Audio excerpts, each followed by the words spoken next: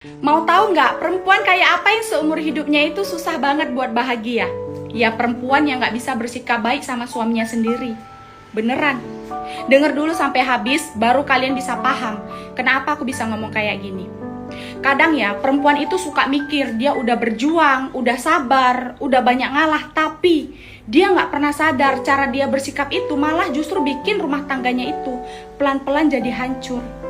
Aku bilang jujur ya, kalau seorang istri punya 3 sikap ini, jangan heran kalau bukan cuma suaminya aja yang muak, tapi anaknya pun bakalan ngejauhi dia. Yang pertama, dia punya sikap yang gak pernah mau ngaku salah. Udah jelas salah, faktanya ada di depan mata, tapi tetap aja dia muter-muter cari alasan. Kadang malah dia nyalahin orang lain. Biar apa? Biar dirinya itu kelihatan benar. Suami itu capek kali loh, bukan karena masalahnya, tapi karena dia itu gak pernah didengar sama istrinya.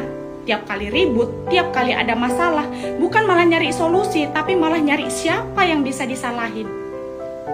Yang kedua, suka banget ngungkit-ngungkit masa lalu. Baru ada masalah dikit, langsung dibongkar semua masa yang udah lampau. Dulu kamu begini, dulu kamu begitu, gak habis-habis dibahas sama dia. Padahal kadang masalahnya itu kecil dan gak ada sangkut pautnya sama masa lalu. Tapi karena diungkit terus jadi masalah itu besar.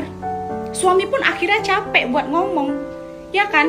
Karena apapun yang dia bilang pasti ujung-ujungnya diserang balik sama istrinya.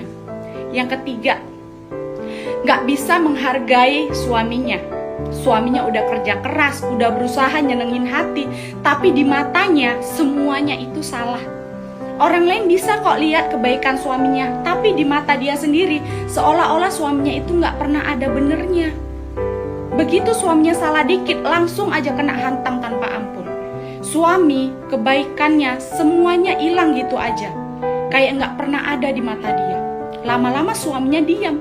Bukan karena gak peduli, tapi karena udah gak tahu harus mau ngomong apa lagi. Capek disalahin, capek dibanding-bandingkan, capek dicuekin. Padahal cuma pengen dimengerti.